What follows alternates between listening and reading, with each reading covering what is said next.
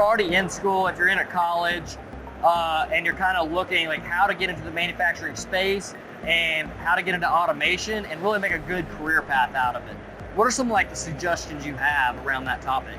Yeah, so there are a couple different ways you can do it, right? Like the way I look at it, I got an engineering degree, right? That's still, you know, if someone's going to college, you'll never regret getting an engineering degree, right? You can do so many things with that. You can become an engineer, you can be a business leader, you can do something completely different. It's a degree that sets you up for success, you know, in many ways, because you hear people say this all the time. Hey, you're an engineer, you can figure it out, right? So you automatically brand yourself for a good career and you learn a lot of problem solving skills.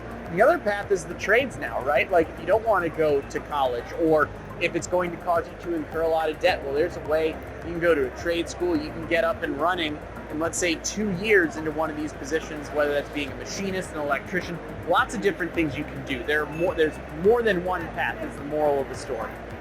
Yeah, absolutely.